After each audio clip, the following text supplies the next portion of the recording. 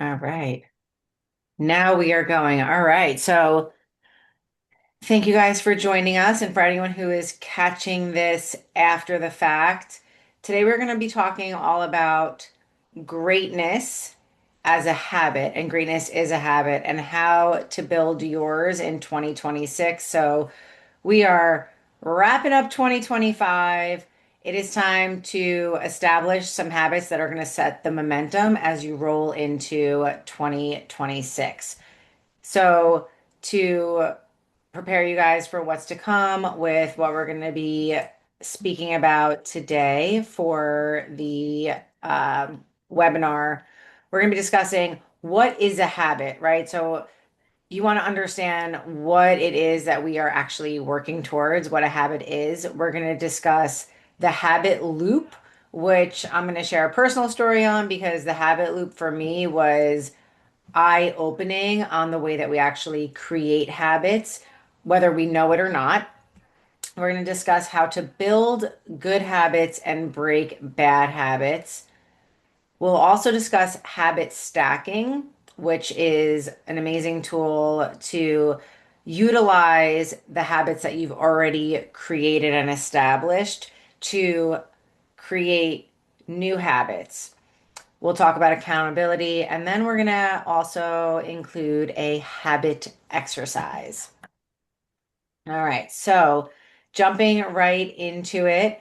And before we continue, I also want to just point out, please feel free to come off of mute as we go through this presentation. I want this to be informative and I want it to be interactive. So I definitely am going to be asking for some feedback if something resonates with you, if you have experience with creating habits with the tools that we're discussing, or if you're getting like an aha moment with some of the things that we're covering.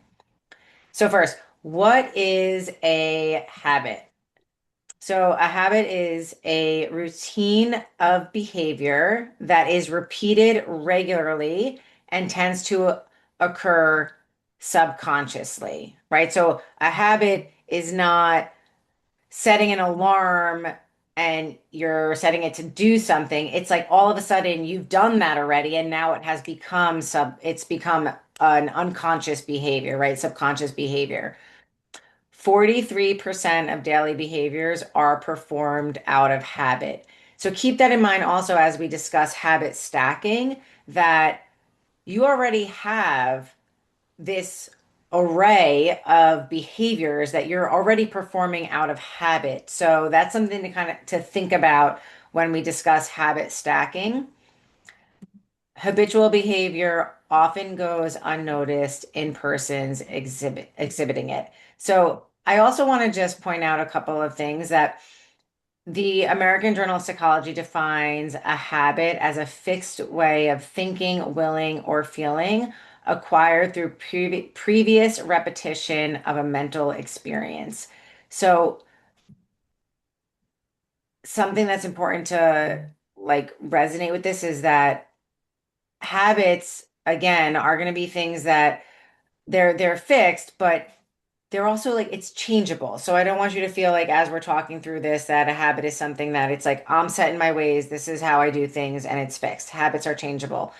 Old habits are hard to break and new habits are hard to form, but we're going to give you guys the tools to break old habits and form new ones. So while it can seem hard on the surface, I'm going to say that by the end of this presentation, you're going to feel like it's not so hard to break and it's not so hard to form. The habit loop. Okay, so this is my favorite part. This part gets me like where, so for anyone who has not yet heard of the book The Habit Loop by Charles Duhigg, why we do it's oh my God, I'm gonna botch the title, but it's basically why we do the things we do in business and in life. Totally botching.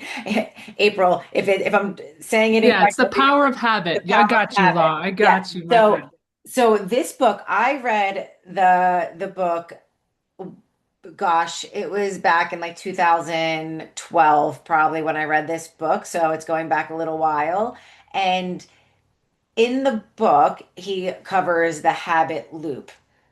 And as I was reading it, I very clearly remember this chapter where he was talking about where he would at lunch break get up and he would go walk around his office, and there was always a cookie jar that he would stop at, and he would get a cookie while going and talking to his coworkers, and it just became a habit where it wasn't like I'm gonna just take a lunch break and I'm gonna go stop and talk to my friends. It was like I'm gonna go get a cookie and I'm gonna go talk to my friends, and create. He created this habit loop where the cue was I'm taking a little break and craving.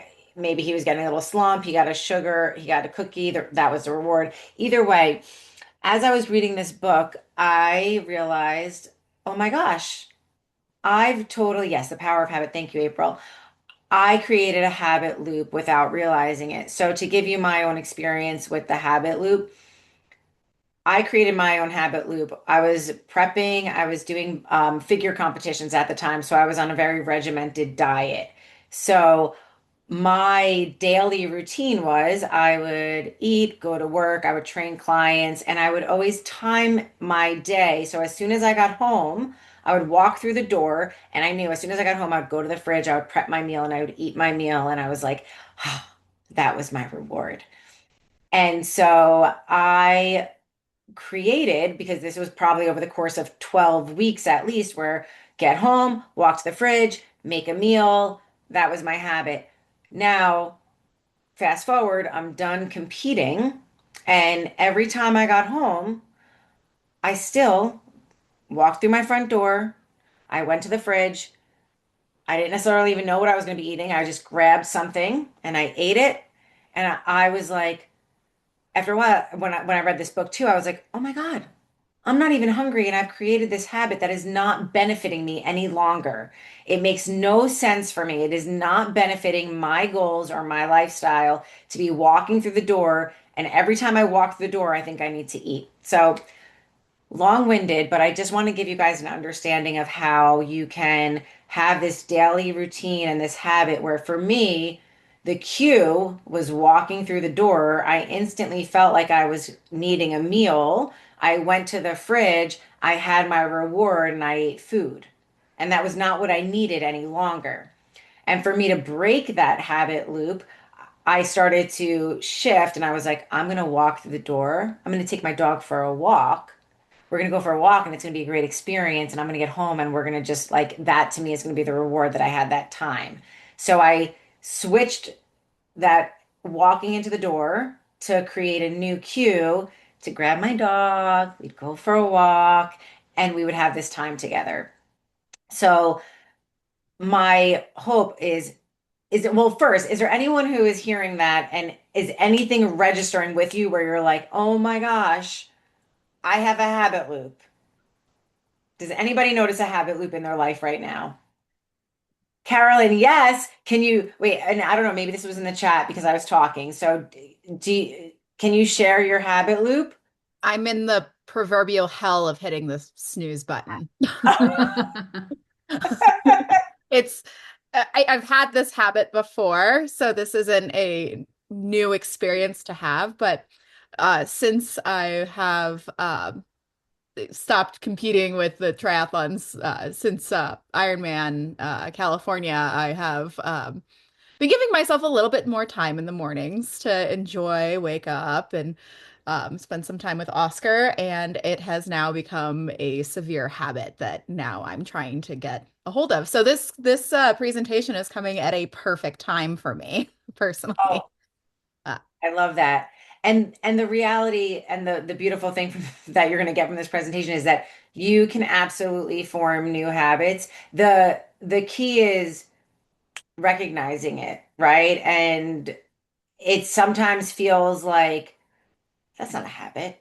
And then all of a sudden you're like, no, it is a habit because you'll start to realize that there are certain things that stimulate you to do something else. And so it might be, again, it's for me, it was walking through the door, cued me to go to the fridge because I was always walking in the house thinking I was getting a meal. And so you have to figure out what that is and be able to shift gears or potentially habit stack, which I know we're going to be talking about as well. So again, the habit loop, which where this is discussing how it unconsciously was formed, but you can consciously form a habit loop as well. So this can come looking like where, so okay, let's act, Carolyn, actually, let's use you as an example. This could look like your cue is that the alarm goes off, and you can start to create the habit of, if anyone's familiar with Mel Robbins, I think it's like the 5 second rule where you just go 5, 4, 3, 2, 1, go, right? So your cue could be the alarm goes off, and you know that it's going to be 5, 4, 3, 2, 1, go. And your response is you get out of bed, and your reward is go make a cup of coffee. I mean, that's me, my knee-jerk reaction, but the reality is with the habit loop, and I don't want to take too much time. I want to be mindful of the time that we have here, but the habit loop is something that I want you to take some time and think about your day-to-day routine and what habit loops you've created. Take the information from the habit loops you've created and think about how you can rework those if they're not benefiting your current goal. So if it's benefiting your current goal, totally rock on with it, right? If you're like me and it's not benefiting your current goal, how can you switch what the cue is creating, right? So the cue, I didn't want it to create walking to the fridge. I wanted the cue to be get my dog and we're going to go for a walk, right? So for this portion, I want the process to be established. Do you currently have a habit loop that is not serving you? And if it's not serving you, how can you switch that cue to prompt you to do something else to give you the response that's going to give you the reward that you're seeking? And if you already have that cycle, then like keep it up. And if there's something else that you're working towards that you want to create a new habit, keep in mind what you're currently doing and use that to fuel you for your next habit loop. That's awesome. What a great presentation of a habit loop and great examples too. What a just a great setup for this next slide. Yeah, so here, let's break it down. And everyone, as we go through this, I'll throw out a couple of my, where each of us are going to share some of our personal examples of how we've either built good habits or broken bad habits. And, obviously, Lauren, I love your example, coming home and that, the habit of, looking, where's the food? In Caroline, yeah, and I share your pain as it relates to, accidentally developing some habits that you now want to break. You just kind of slide into a pattern before you realize it. So let's just kind of talk through, so Coach Lauren already talked about the cue, craving, response, and reward. All right, so what are some ways that we can supercharge this way of building a good habit? So let's start with the cue. You know, you, if you're trying to build a good habit, you probably want something that kind of smacks you right between the eyes, right? You can't get out of bed without falling on it. So, make it super obvious, whether it is a habit, whether it's a pattern or a behavior, a habit that you're trying to change in the morning or at work or in the evening, whatever it is, whatever that cue is for you, make it really obvious. One of the great examples that we've talked about before is put your if you're gonna try to get the workout in before work, right? If you're like me, I know that before work I have a 100% chance of doing the workout if I at least start it. In the evening, things take over. As the day goes on, it goes from 100 to 0%. It's kind of it's actually a very steep curve. So what I'll have to do is right by my coffee, I'll have whether it's my swim gear, my run gear, my bike gear, it's there. Like I have to trip over it to get to the coffee. And so, okay, so now, all right, so what, the coffee is making it attractive for me. I can now take that cup of coffee, put on my bike kit, go downstairs with my cup of coffee, at least do my warm up while I'm drinking a cup of coffee. And it kind of makes it easy, right? I'm making my response to that cue, to that craving really easy just because like there's no other friction for me, there's nothing, no other layers I have to pull through. Here's another great example. Think about how many steps it takes to get to the pool, right? Like if you've got to get that is a majorly layered task, right? You know, packing up the gear, getting on the swimsuit, getting everything in the car, driving to the, getting into the locker room, that all of those layers. If you can make even one of those steps super easy, like and I to refix my pattern, I made it really super easy by actually packing everything, including my water bottle, and putting it in the car the night before. It's not like the water's going to go bad overnight. It's cold out in my garage anyway. It's super, super easy. There's like no friction. I just wake up, grab the cup of coffee, and walk out to the car. And then make it satisfying. You got to find what your reward is. Is it, acknowledgement for, having done it? Is it just a intrinsic satisfaction that, I can see that completed workout, and whew, or is it something actually deeper than that? Is it when you train, if you're like me, like I feel so much more energy and more positive, and just my whole day, like I have more energy for the day than if I don't. And that's what makes it satisfying for me. I just feel like, I don't know, I guess I'm just feel more energetic. So just some, tips on how to, supercharge that good habit, things to make it easier to adopt. And Caroline, I would, we're gonna workshop that snooze that snooze button. I'm curious what we can do to get that habit. Well, let's go into breaking back bad habits. This is the natural transition. All right. So if you've ever noticed a pattern that you have, a behavior, a routine that you do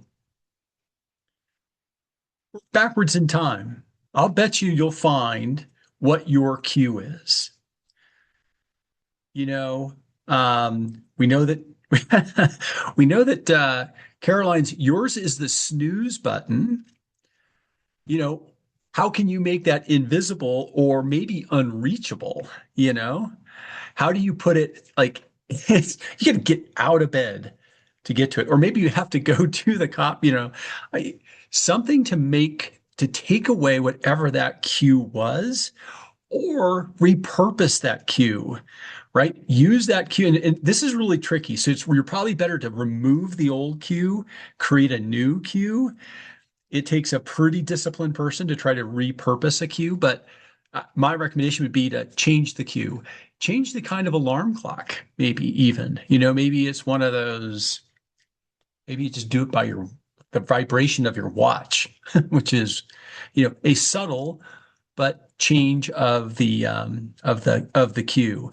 And it's enough that if you put in place the craving, the the coffee pot, maybe you can hear the coffee dripping, or maybe you can smell it brewing in the next room.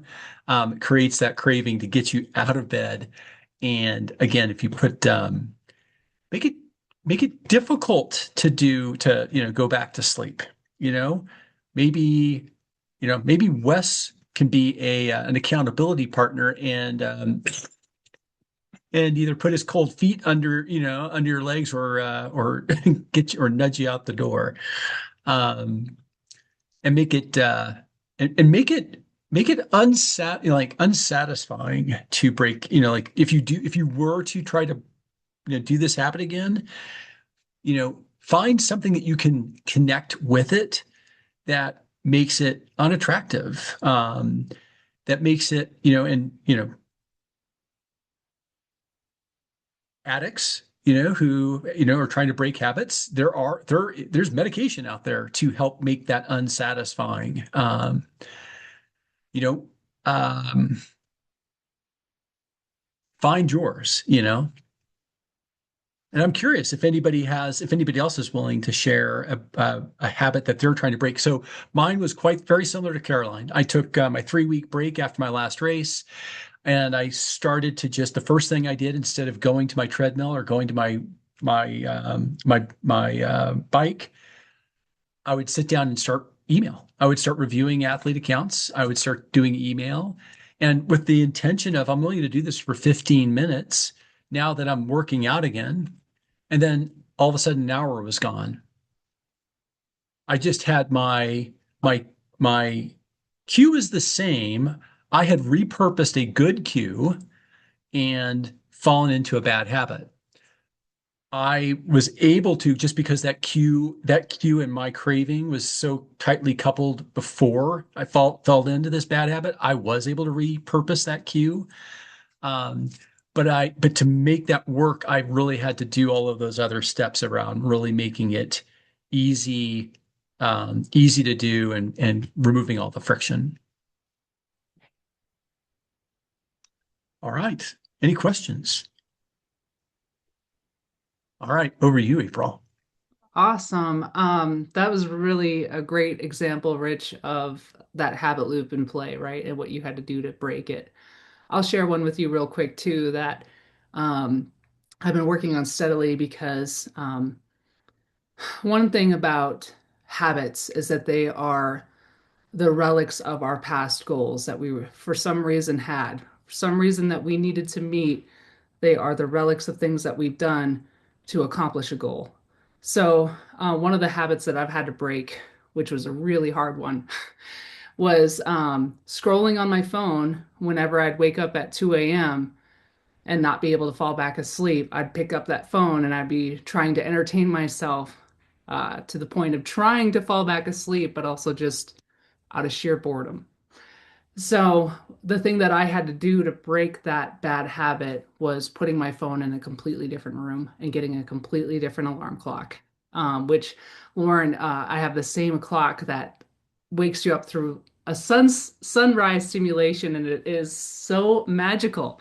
So I realized, right, I had this horrible habit that for some reason was a relic of a goal of entertainment, even distraction, because obviously I'm waking up at 2 a.m. trying to solve all the world's problems because my brain is running fast, and then trying to distract myself with my phone, which wasn't helping, just keeping me awake longer.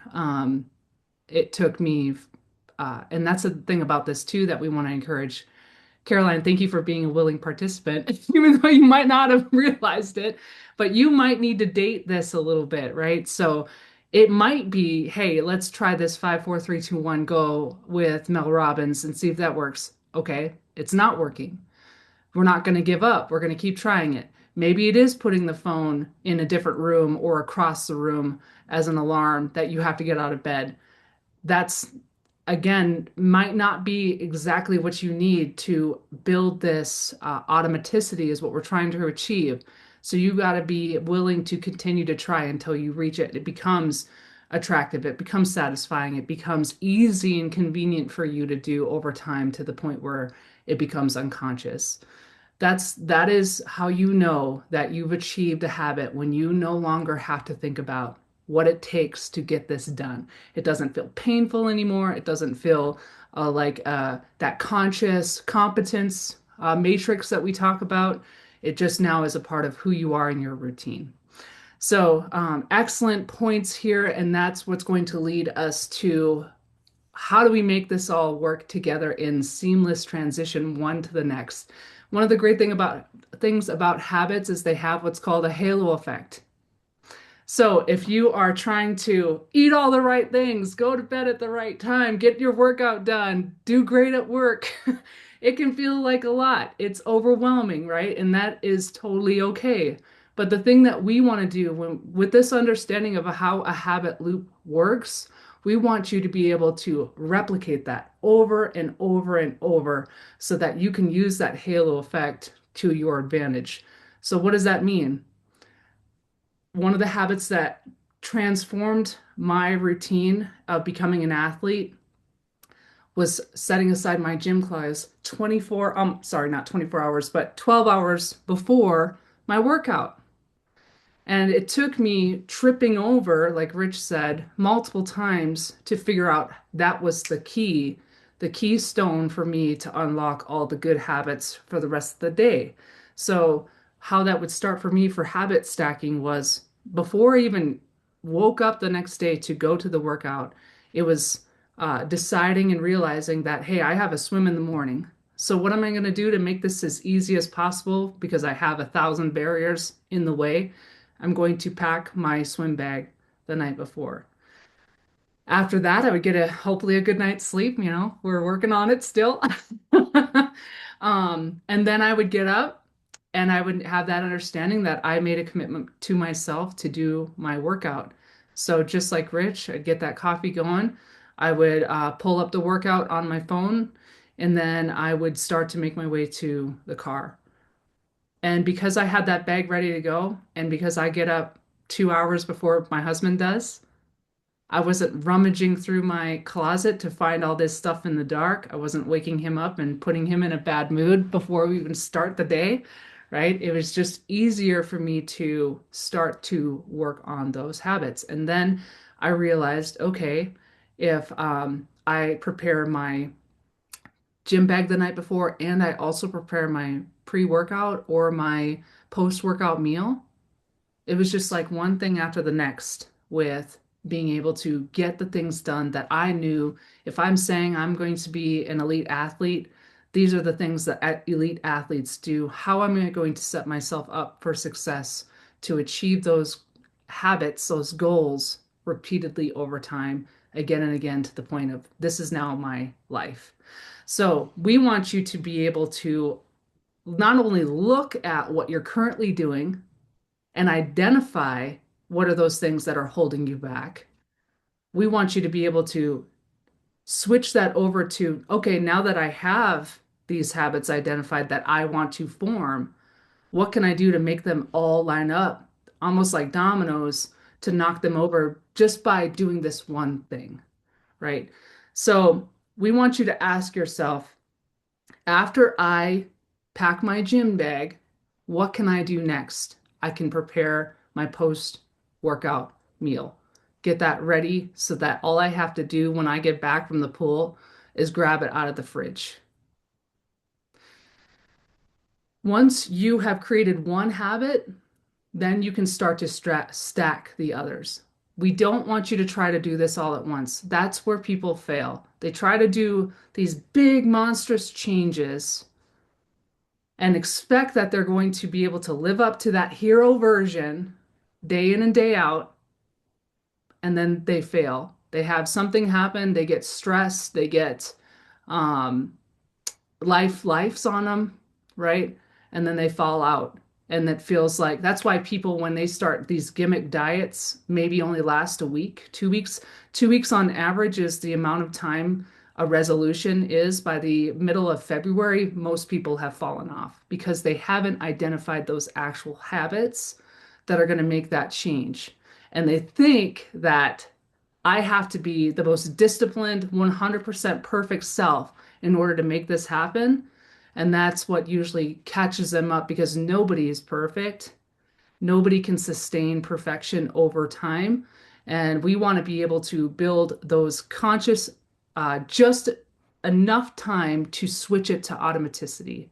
And that's how habits are built. It takes just enough discipline for you to get to the point of automaticity, for you to not have to be so rigid. So that was a lot. I understand. I hope that it translated well to you all as far as what we want from you is to identify one, not 1,000, but one that you feel is the most critical for you to focus on that's going to make the biggest difference when we talk about what you're trying to achieve in 2026. That also includes who. Who is helping you on your path to success? It is far easier when we talk about accountability. If you have just one person that wants you to succeed and is able to check in with you, not to be belligerent with you, but to encourage you, motivate you. Like, hey, you had told me that you wanted to work on this one thing. How's it going? For those who have an accountability partner, you are 76% more likely to achieve that goal with someone who's checking in with you, not someone who is degrading you or holding you back or questioning you, someone who is legitimately bought into wanting you to succeed. There's a great Jim Rohn quote, one of my favorites, that says we are the average of the five people we spend the most time with. So asking yourself, maybe your habit is finding a new group. Maybe it's finding one person who has a shared common interest who wants to see you succeed. Maybe it's asking yourself, how much time am I spending in this mindset that's not aligning with my goal? Or how much time am I spending with this person who is constantly negative towards this change that I want to make? That can be a massive critical uh, linchpin, if you will, in unlocking whether or not you're going to succeed. So, when it comes to accountability, there's 1,000 things you can do. Everybody's different. What might work for me might not work for Lauren, might not work for Danny. So we want you again to experiment. There's obviously finding someone who you can check in with, who can help keep you accountable. There is going public with your goal. One of the things that we've done within the One Thing community is we have what's called the 66-day challenge, where um, we literally hold each other accountable by sharing online, hey, I'm on day 33 of 66 of this challenge that I'm trying to create this habit. And it's a good way to track and keep and also gain momentum on that specific goal. But it's also pressure because you know when someone hasn't posted on their journey for that habit formation. And then there's obviously apps and tools that you can use that will track that streak. The streak actually is a very highly rewarding, can be rewarding for continuous habit formation. It's progress again, progress you can see and progress that you want to protect. All right.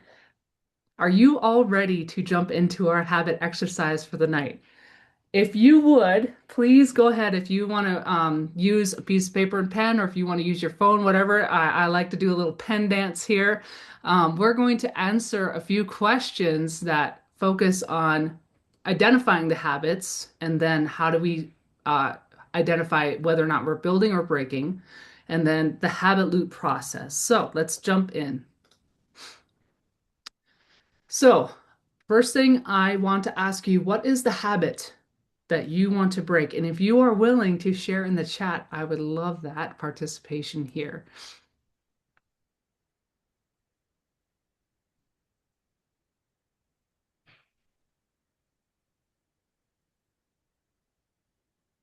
I'm just reading the chats while we're doing this. Oh yeah, sticking with.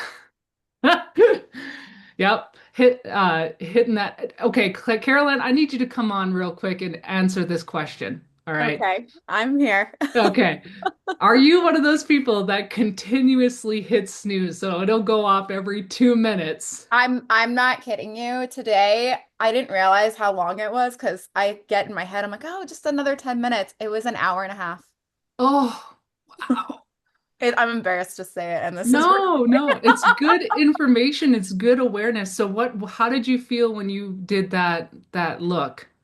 Um, I did not feel good. There's certain words I'm sure I will not say on here as to how I felt about myself. Um, yeah, I felt pretty bad because I had a lot of things that I wanted to get done earlier today. And to your, habit stacking, comments, like it did. It like derailed my entire day and I felt really behind and very rushed. Mm, It just seemed like the train was constantly falling off the wheels for today. And I was able to recover by the afternoon, but by then, of course, there was a bunch of wasted energy and anxiety mm. trying to get back on track. So, Yeah, you had some reverb, kind of residual effects from that decision, right? yes, absolutely. So, So, Caroline, just stay with me just to hear a little longer on this. What do you think, what could be something you could do to capture the pain that you felt over through the day, right? What could be one way to remind yourself that you don't want to feel that again as a motivator for you? probably putting stickers on the mirror, being like, get up or or Feel else. rushed? Yeah. Motivational stickers could certainly work well. I keep a daily goals diary, and so that has helped me keep on track with other habits. Um, but as I've explained and shared that when you have one the starting habit go off the rails, sometimes the other ones fall off as well, and so um, Yeah, hope it can absolutely have a horn effect too. So we talked about a halo yeah, it effect, like has a I'm definite doing all effect. these great things.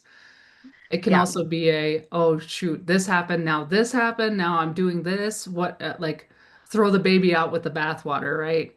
Yes, Um, basically. So, um, thinking trying to keep on track with that will be beneficial to all the other goals. And so making that clear in my diary as well every day to, work towards that will certainly help as well. That is fabulous. You really brought up another great point that I want to hit here with the group is that, especially when we talk about these extremes that people do or these gimmicks that people fall for, right? With diets, exercise regimens, all those things, right? One of the things, the traps that we can get into is an all or nothing approach. It's a cognitive distortion is what it's called, by believing that I'm either all doing all of this or I'm doing none of it. And it's one of those things where, especially when we talk about type A personalities or even addictive personalities, where it's the ability to fall off and then, hey, I'm not going to get back on until Monday. I've already screwed this up. I gotta start all over again. And why not just go off the deep end and I'll get back on Monday, right? That is a truly destructive way of keeping us either stuck in neutral or falling completely backward. So when this happens, because it's going to happen, Caroline, when this happens, and everyone else that's listening, you're going to fall, you're going to fail, quotes here on this, right? What I want you to do is I want you to tell yourself, okay, it happened. What can I do now to change this? It's an emotional state or a behavior. What can I do to change either my emotional state or the behavior that is causing me to continue to trip right here, right now, so that I don't put myself in a position where I continue to do these destructive behaviors or I tell myself, give myself the excuse to start again on Monday. How does that sound? It sounds amazing. I think using meditation too has been really helpful, even in situations like this, because it helps to refocus my mind and reframe my goals for the day, especially when, like you said, you get into a situation where you fail uh, Mm. at one. And so it allows the opportunity to recognize the issue, give yourself a little grace, and then also refocus and get ready for the next task at hand. Yes, and I love the word fail. I think fail is misaligned with bad things. Failure is not the same as quitting, right? So failure is literally the learning process. Everybody in here has failed 1,000 times. We failed on the bike, we failed on our diet, we failed on our relationships, right? But that doesn't mean we quit on those things. We find the learning opportunity and we move forward. And that's the beautiful thing about I understanding that failure is not a negative. It is just part of that process and giving ourselves the grace to be able to continue after the failure. So I can't tell you how much I appreciate your willingness to be vulnerable here, Caroline, and work through this habit. Failing forward is exactly it. We want to be able to understand it's just a part of the learning process, and you will encounter this as you work through your habit loop, just understanding that it's going to take time to identify what really is the thing that's going to make the switch, going to make this easier, more convenient, more satisfying, rewarding for you. So going back, we're going to continue on with this. We have our habit that we want to break, identify. Now I want to ask you, what is the trigger that's causing this habit? Go ahead and write that Well, down. If you want to put it in the chat, by all means, you can. But I want you to have some thoughts around this and identify.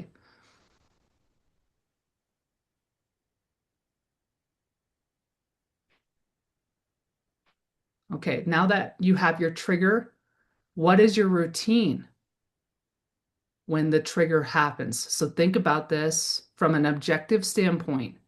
What's happening when this trigger hits you? What are you doing? Stretch and snooze, yes. I knew that when I woke up, like I usually would wake up like 2:33 in the morning, and I'd look over and be like, golly, dang it, I can't, what is wrong with me? I can't sleep through the night. And then boom, grab the phone without even thinking about it. Because I'm like, one, I'm looking at the time, and two, I see messages or I see notifications. And I'm like, oh, let's look at this. And then here an hour and 45 minutes goes by. And it's like, oh my gosh, it's now 4:30 and I have to get up in like 30 minutes. So what is happening? What is the routine? And then what reward do you get from doing this? What is it the relaxation? Is it the entertainment? Yeah, yeah. So there can also be the realization that there really isn't a reward. Maybe it's just because it now is automatic, you have to change it, right? So you realize, okay, this isn't serving me. It isn't at this point a part of my goals anymore. So now with that understanding, what could you do to replace it?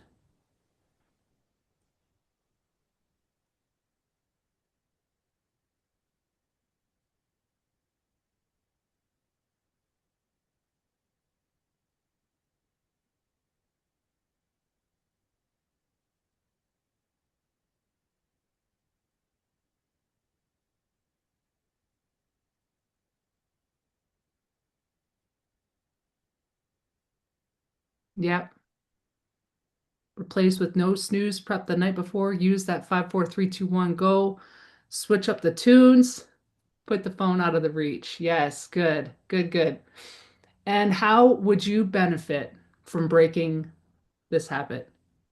Why is this something that you need to do?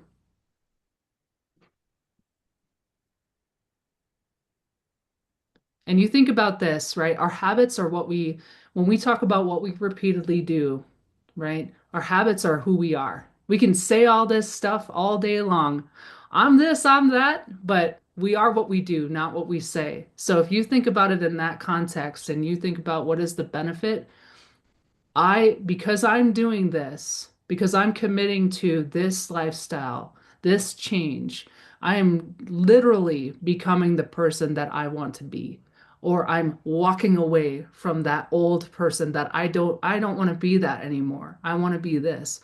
So what are the things that I'm going to commit to receive the benefit of becoming that person that I say I want to be? And that's one of the things I love about being an athlete is it wasn't so much a identification of an athlete at first. I was like, oh, I want to do a triathlon, right? I want to do an Ironman. As I was progressing through my own journey as an athlete, it became I am a triathlete. I am a coach. I am an endurance. an endurance junkie. And just understanding that it changed from I do these things to I am now these. This is who I am. So I would love to hear from you all. What was something you gained from this activity? What was one aha or realization that's going to help you move forward?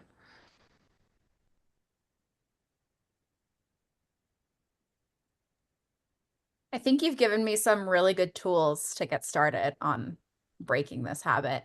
I've been very, like, all of you have. I mean, I've been very appreciative of all of your comments on this. Like, the 5 4 3 2 1 go sticker. Lauren say, saying put the phone out of reach, out of the snooze radius. And Rich, you saying, switch up the tunes. I mean, this has really given me some tools to work with this issue, and it's been a habit that I've been trying to break for probably since inception of life. So Mm. I'm looking forward to the opportunities to change it, and hopefully for good.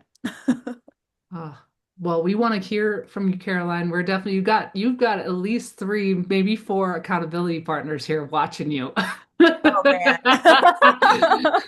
Just I you love it. taking just you taking the risk and saying it out loud and Yes, being this engaged in this, Caroline, your chances of success for just writing your comments here in the chat and saying these things out loud and being willing to, talk about it, your chances just to get to that 70% that April mentioned, you're already halfway there, you know?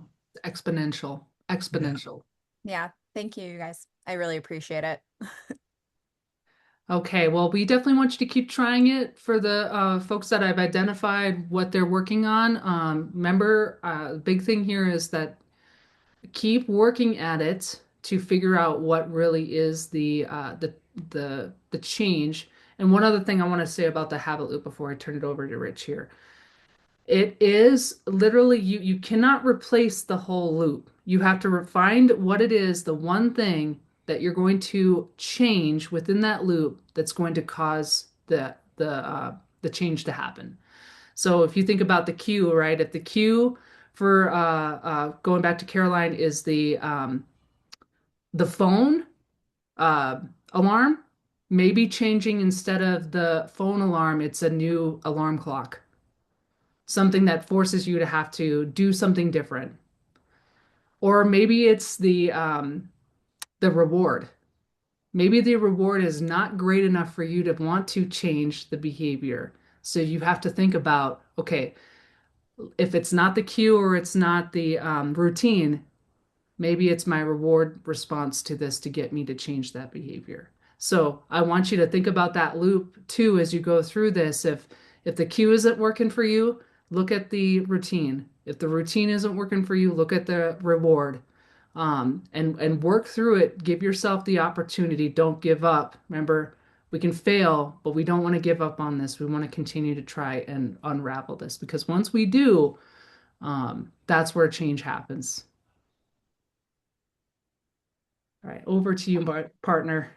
All right. Well, I'm going to just bring it home here, folks. So, what I'm going to ask you to do as I kind of just recap this, I'm going to ask you all really just to think about one, and everyone put it in the chat here, either one habit that you have committed to try to change or create, or a insight that you had, but just one comment, one of your ahas, one of your takeaways. Okay. So obviously April did a fantastic job of helping us understand what a habit is in the first place, right? And Coach Lauren, thank you. What a great, like the habit loop, those four things are really easy to kind of like, keep, to understand and to follow and to now that you know what that habit loop is, now you know how to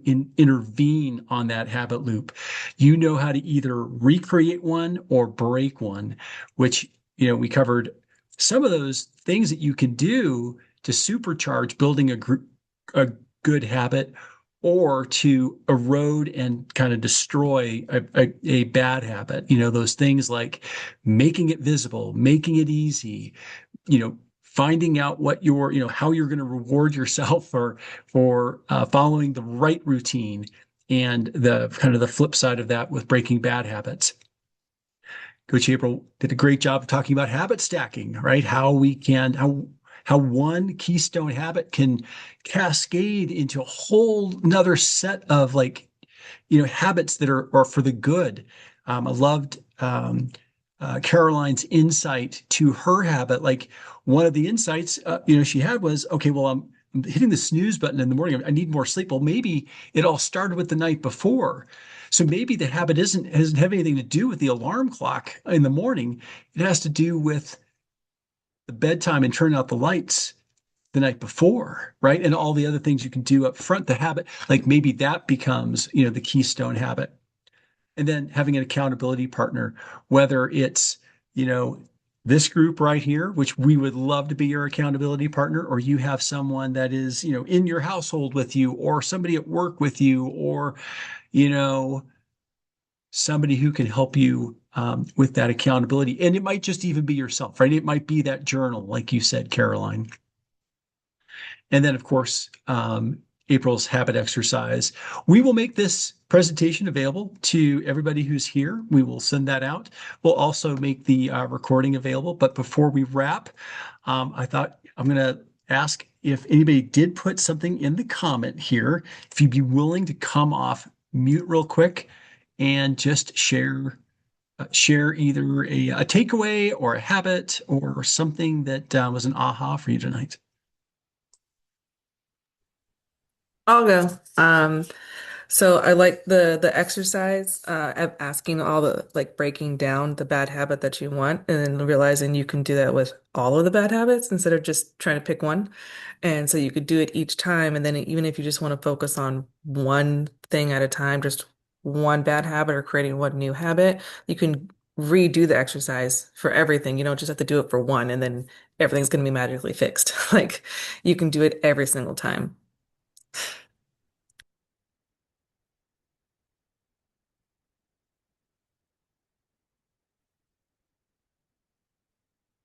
Awesome.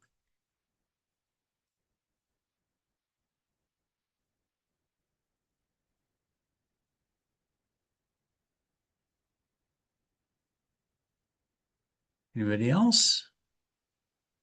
Okay. If not, well, thank you very much, guys. This was a blast being with you tonight. Really, always, this is probably one of the most powerful conversations that we've had in terms of things that can really make a difference, not just in your endurance career, but just in your life in general.